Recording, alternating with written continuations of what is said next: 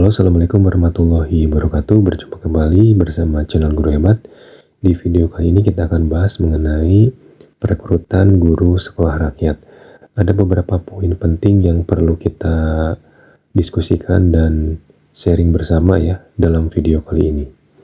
Yuk kita saksikan videonya. Berdasarkan surat pengumuman dari Kementerian Sosial ya mengenai seleksi pegawai pemerintah dengan perjanjian kerja untuk jabatan guru sekolah rakyat tahun anggaran 2025, ini sebetulnya berdasarkan instruksi dari Presiden nomor 8 tahun 2025. Ini tentang optimalisasi pelaksanaan pengentasan kemiskinan dan penghapusan kemiskinan yang ekstrim ya.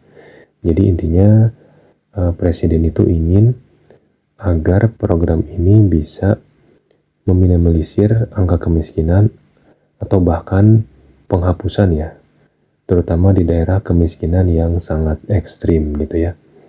Tapi ada pertanyaan besar, apakah memang ketika nanti presiden berganti gitu ya, program ini akan tetap berlanjut atau tidak? Atau mungkin ketika menteri suatu saat diganti, apakah memang programnya akan terus ada atau tidak? Dan bagaimana kejelasan terkait P3K yang ikut terlibat di sekolah rakyat ini, termasuk para gurunya nanti. Nah, ini menjadi satu pertanyaan besar juga ya menurut saya. Nah, selanjutnya di sini dijelaskan juga bahwa untuk titik lokasinya itu ada 100 ya. Ini tersebar di seluruh Indonesia dan formasinya ada 1554. Wah, lumayan, ini banyak sekali ya. Dan juga ini Kementerian Sosial ini saling berkolaborasi dengan kementerian lain. Ini ada Kemendikdasmen ya, terus ada Kemenpan RB dan juga BKN. Dan perlu teman-teman tahu bahwa untuk P3K yang jabatan guru ya untuk sekolah rakyat ini kan kementerian yang mengadakan ya. Berarti untuk pegawainya sendiri ini termasuk ASN pusat ya, karena langsung ditangani oleh kementerian pusat. Bahkan di sini beberapa kementerian ikut terlibat. Selanjutnya ini ada hak dan kewajiban P3K guru sekolah rakyat. Tidak akan saya bahas semua, paling ke poin pentingnya yang perlu didiskusikan ya.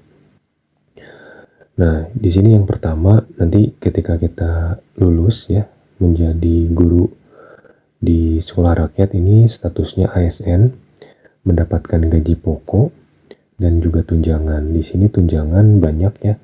Ini termasuk juga tunjangan profesi guru atau yang memiliki serdik, nanti serdiknya bisa cair ya. Dan di sini ada pelatihan juga, karena memang nanti siswanya pun berbeda ya dari siswa pada umumnya. Nah, jadi mungkin nanti ketika dinyatakan lulus jadi guru sekolah rakyat akan ada pelatihan khusus. Di sini ada kewajiban. Nah, ini melaksanakan disiplin ASN. Oke, ini tidak perlu dibahas. Yang dua juga saya rasa tidak perlu. Oke, yang nomor 3 ini bersedia untuk ditempatkan di seluruh NKRI. Jadi ketika kita dinyatakan lulus dan titik lokasi diumumkan, nanti kita harus siap. Walaupun memang diutamakan sesuai domisili, kita harus siap ya ditempatkan di seluruh wilayah NKRI ya. Nomor 4, bersedia untuk melaksanakan tugas tambahan yang ditetapkan oleh Kemensos. Berarti nanti beban kerjanya mungkin agak lebih banyak ya dari guru pada umumnya. Misalkan di Pemda itu berbeda dengan di guru sekolah rakyat. Selanjutnya ada persyaratan guru sekolah rakyat. Ini kita tidak akan bahas semua. Nomor 8 di sini memiliki sertifikat pendidik melalui program PPG Prajabatan atau PPG Calon Guru.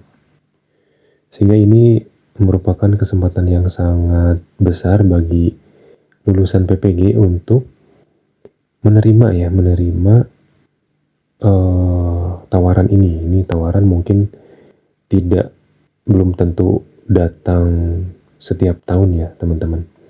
Jadi pikirkan dengan matang. Oke, yang 10-nya nih, ini bersedia ditempatkan di seluruh wilayah negara Kesatuan Republik Indonesia. Ini udah ya tadi ya.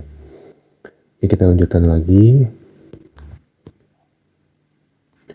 Nah, ini ada persyaratan khusus IPK ya, paling rendah 3, memiliki kemampuan bahasa Inggris aktif, lisan ataupun tulisan, telah mengikuti tahap seleksi ASN P3K tahun anggaran 2024, terutama ini tes kompetensi ya, dan terdata di web SSCSN. Terus di sini, nah ini nomor 5 nih, siap berada di lingkungan sekolah berasrama. Ini saya terbayangnya kalau berasrama itu berarti seperti pesantren ya, atau boarding, sehingga siswanya itu menetap di sana dan guru mungkin ada beberapa yang bisa tinggal di asrama ya, ataupun misalkan boleh pulang di hari weekend mungkin ya. Belum tahu nih saya ke depannya teknisnya seperti apa untuk gurunya, karena memang programnya baru pertama kali dibuat.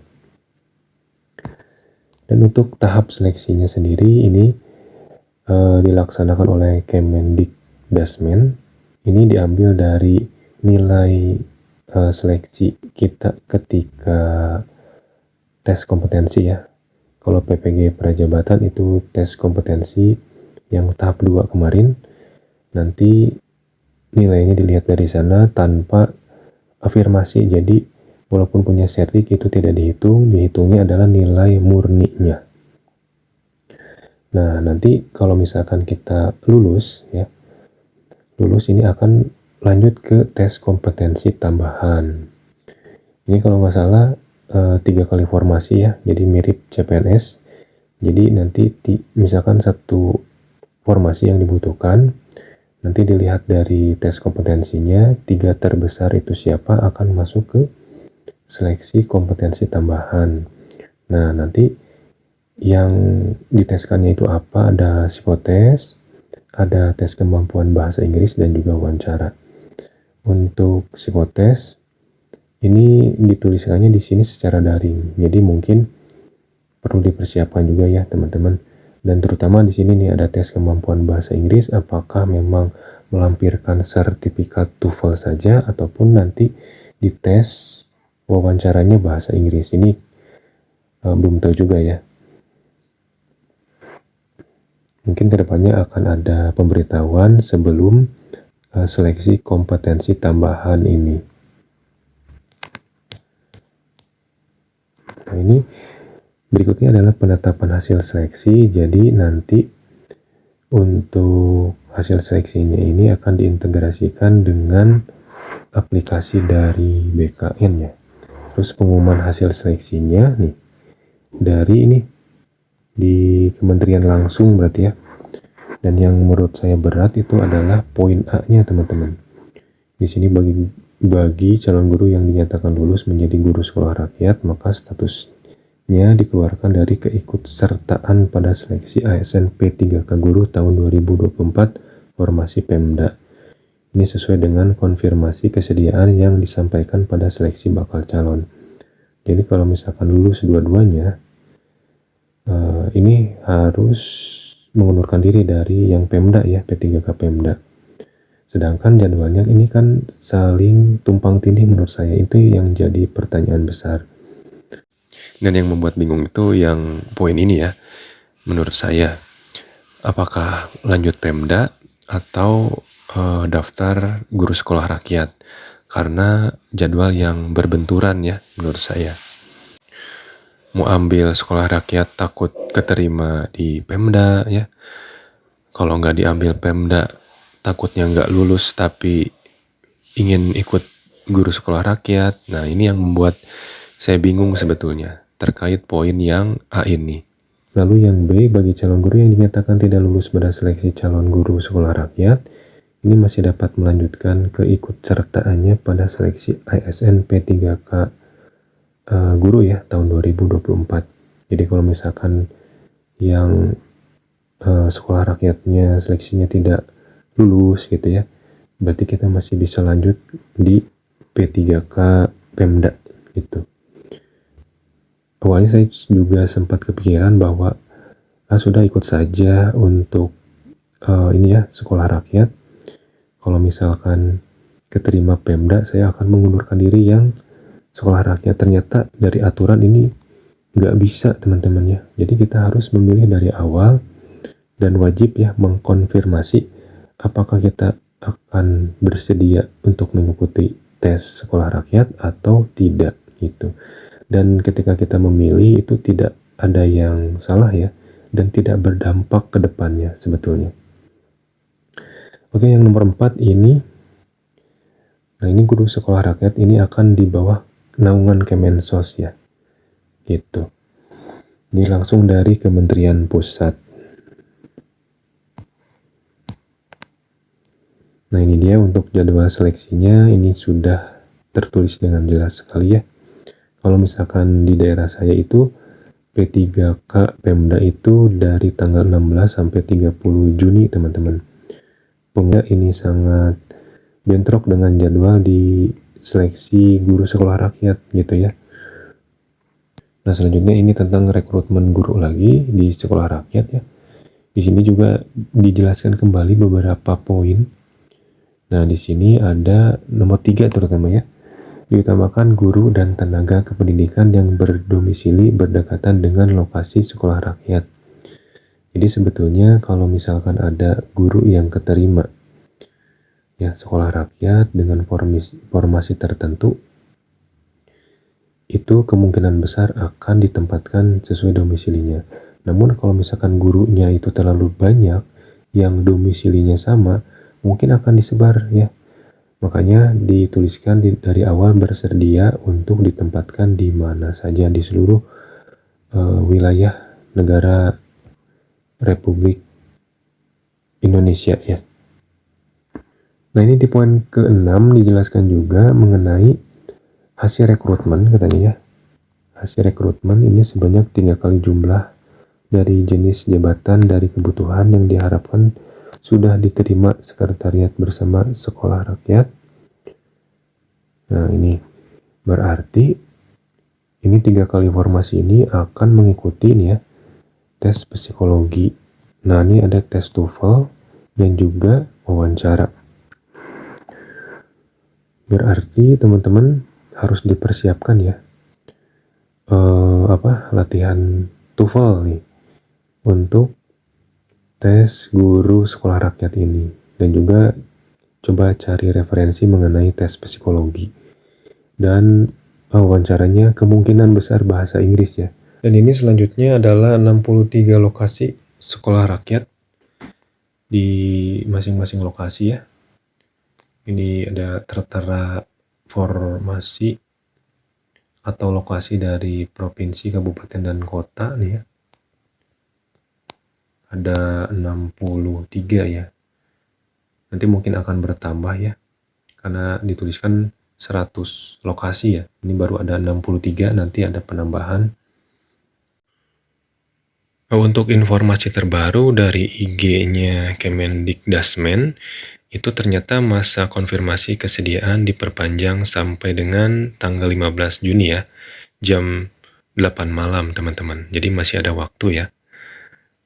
Bagi teman-teman yang sudah memilih bersedia ataupun tidak bersedia mengikuti seleksi guru sekolah rakyat ini, mudah-mudahan telah memperhitungkan secara matang ya ke depannya seperti apa.